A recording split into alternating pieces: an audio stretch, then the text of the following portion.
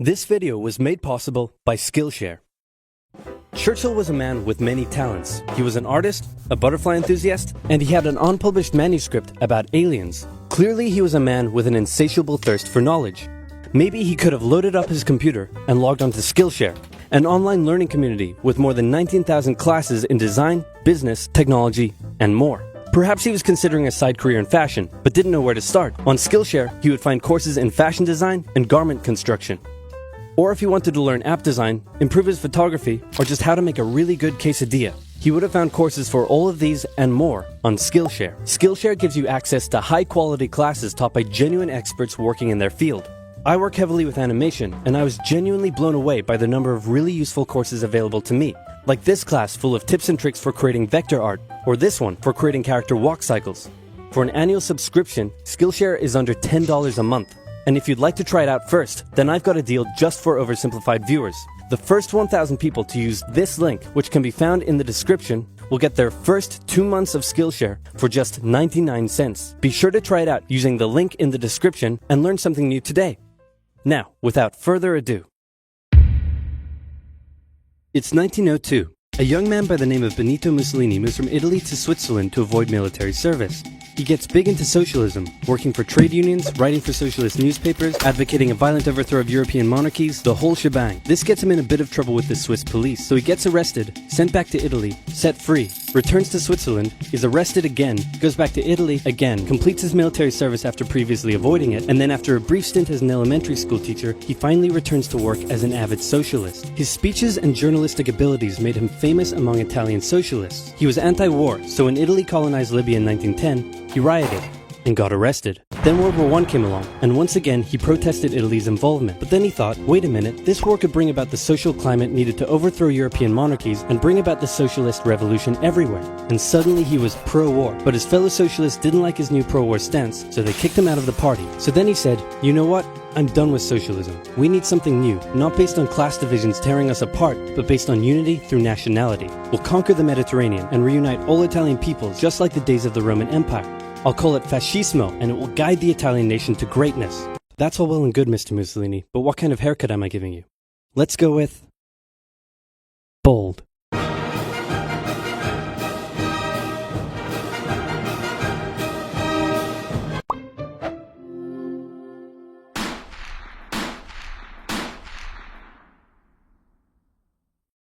Italy had been on the winner's side in World War I, and they hoped they were going to get a lot out of it, but in the end, they only got a little, and they felt cheated. On top of that, a bad economy and weak governments meant that the Italian people were a little unhappy. So when Mussolini came along and said that he could fix everything, his fascist movement gained a lot of support. In 1922, he went to the king and said, make me prime minister or I'll make me prime minister. And the king said, you and what army? This army. Fair enough. Then he went about establishing a dictatorship with himself at its center. Europe had its first fascist dictator. Next up, Germany. Germany had been on the loser's side, and they got absolutely wrecked by the Treaty of Versailles. They lost territory, had to demilitarize the Rhineland, had to reduce their army to just 100,000 men, couldn't have an air force, had to pay the Allies a huge amount of money that it didn't have, and a new rule was established that every Englishman withheld the right to walk into the center of Berlin, pick out any German they wanted, and spank the hell out of them. I made that last one up, but it helps you understand how all this felt to Germans. On top of that, a bad economy and weak governments meant that when a small angry man with a silly mustache came along and said that he could fix everything, the German people loved it. Hitler had been a soldier during World War I, and he was crazy patriotic, and nobody was madder than him about Germany's humiliation. He helped start a new political party, and in 1923 attempted a march on Munich with his boys. And then he got arrested. But his popularity grew and grew, and in 1933, the president made him chancellor. He believed he was Germany's great destined savior, and he went full megalomaniac, establishing a dictatorship with himself at its center. Europe had fascist dictator number 2. Hitler and Mussolini had a lot of the same ideas, but more importantly, they had the same enemies, and they started to get along. Anyone else want to be friends? Franco? No? You good? I do. Who's that? It's Japan, and they've taken over northern China. Let's rewind a bit. Japan had isolated itself from the rest of the world for over 200 years until the Americans showed up and said, you're going to trade with us and you're going to like it. Then the Western powers imposed a bunch of unequal treaties, meaning Japan's economy was bust. They also had no natural resources, so they decided to go get some. They went to war with China to gain a sphere of influence over Korea, and they took a bunch of China's stuff. But then the West said, hey, Cut that out. And since Japan couldn't take on the West, they said, okay, I guess we'll just go home. Wait a minute, what are you doing? Taking advantage of a weakened China and setting up spheres of influence. But I was the one who weakened them. We know. And you guys didn't let me have anything. We know. That seems unfair. We don't think so. Okay, see ya. So Japan thought, screw this, and went to war with Russia, and stunned everyone by actually winning. Then they fully annexed Korea, but they didn't stop there. In World War I, they took Germany's colonies and islands in Asia, and then in an incident that was maybe staged by the Japanese army, a bomb blew up a Japanese train in Manchuria, giving them an excuse to launch an invasion and take over. So here's the situation. Nazi Germany, Fascist Italy, and Japan all believe they're racially superior, all feel hostility towards the Allies, and all want to militarize and take over more stuff. And so they did. Let's start with Germany. Hitler hated the Treaty of Versailles, and now he was ready to begin undoing it. In complete violation of the treaty, the first Luftwaffe squadrons were set up, conscription was introduced, and he pimped up his army. The Allies did nothing. Then Hitler sent his army back into the demilitarized Rhineland, giving orders to immediately retreat if the Allies showed up. The Allies did nothing. With his military re-strengthened, he could now move on to step 2. He wanted to rapidly increase the Aryan population, and to do so, he needed Lebensraum, or in other words, he would have to take over the world. But for now, a good portion of Europe would do, and he began eyeing up his neighbors. The Allies finally started to get worried, so they implemented a fairly useless diplomatic strategy called appeasement, and it went a little something like this. Hitler would say, I want that thing, and the Allies would say, you can't have that thing. Okay, you can have that thing, but no more. I want that thing. And repeat. In 1938, Hitler's army marched into Austria and just took it, with no resistance. Boom, this is Germany now. Next, he demanded to be given the Sudetenland, an area of Czechoslovakia with many ethnic Germans. The Allies held a meeting with Hitler in Munich and said, look, we're going to give you what— Hang on, this meeting is about my territory. Shouldn't I come to the meeting too? Anyway, we're going to give you what you want. Really? Yeah. Just like that? Yep. What's the catch? Just sign this piece of paper promising you won't invade the rest of Czechoslovakia.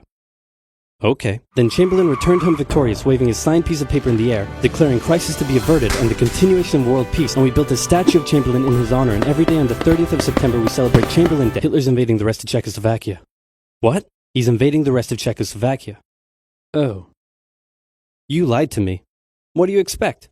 I'm Hitler. Not to be outdone, Mussolini also wanted to get in on the action. He thought to himself, isn't there a not yet colonized nation somewhere which is so underdeveloped that the people would be defending themselves against our tanks with literal bows and arrows and wooden spears? Oh, there is? Fantastic. And so he took it. Italy also wanted to control the entrance to the Adriatic Sea, so they occupied Albania.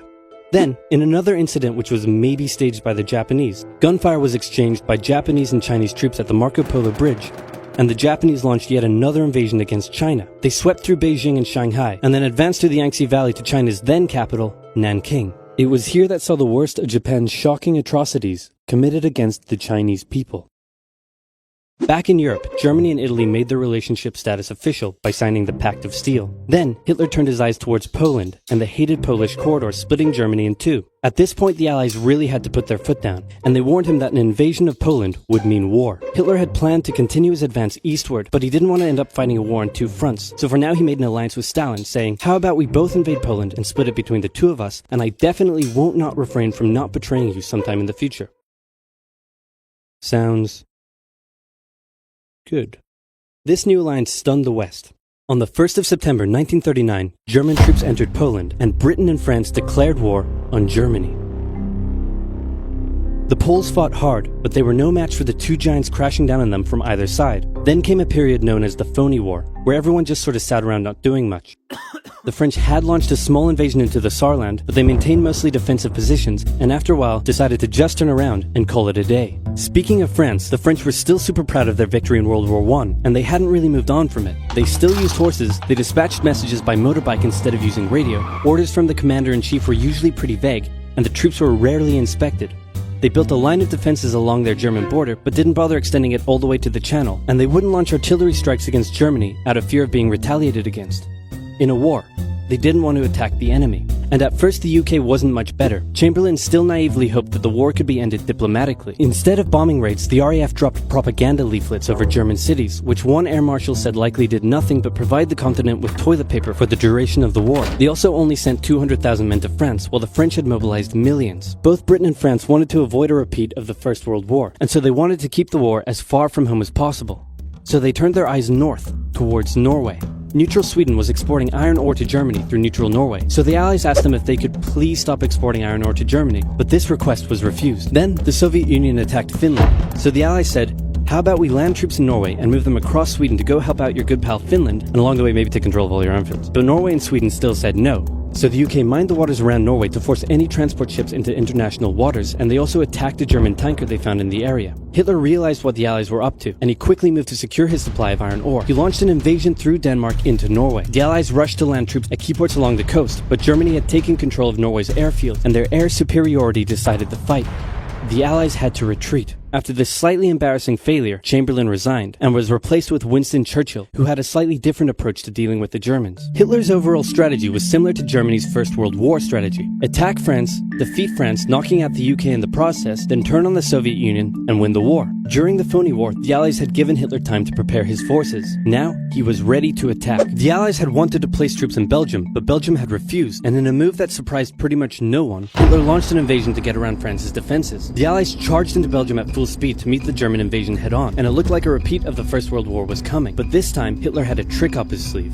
Blitzkrieg. As the Germans advanced, they sent thousands of refugees westward, slowing down the Allies. Then, to the south, the French had left the Ardennes, an area full of hills and forests, pretty underdefended because they thought it was naturally impenetrable. While the Germans were about to penetrate it with everything they had. They smashed 50 Wehrmacht divisions through and encircled the Allied armies at lightning speed. The best of the Allied forces were now trapped. The Germans squeezed in from all sides, taking out France's best armies and nearly wiping out the British too. But they managed to make a desperate last-minute escape at Dunkirk, with British civilian ships even making the perilous journey to bring their young men home. With most of the French forces depleted, the Germans breezed through, taking Paris, and France fell. What the Germans couldn't do in World War I, Hitler had done just like that.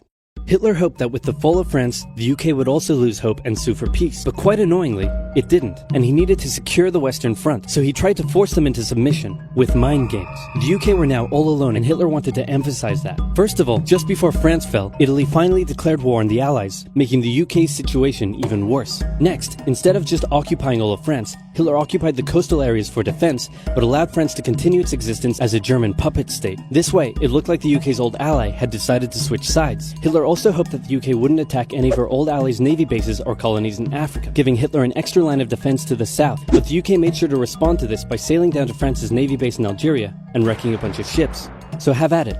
Hitler then began laying down plans for an invasion of Great Britain. Before German troops could land on British soil, he would first need air and naval superiority across the Channel. Waves of German bombers came, while the completely outnumbered RAF worked bravely around the clock in an attempt to quell the German attacks. At first, the Luftwaffe targeted British ports and coastal facilities. Then it attacked RAF bases, crippling the RAF's ability to defend the nation. And it looked like Hitler's Great British invasion was coming. But then, Churchill ordered a small, pretty insignificant bombing raid over Berlin. It didn't do much damage, but Hitler was furious, and he immediately ordered the Luftwaffe to refocus its attacks on civilian targets in London. Children were sent off to the countryside away from their parents to avoid danger, and frequent trips to air raid shelters became a daily occurrence. But British morale held firm. Smiling, knitting, lounging casually, these people have balls of steel. This refocusing on London also gave the RAF breathing space to reorganize, so Hitler kind of shot himself in the foot there.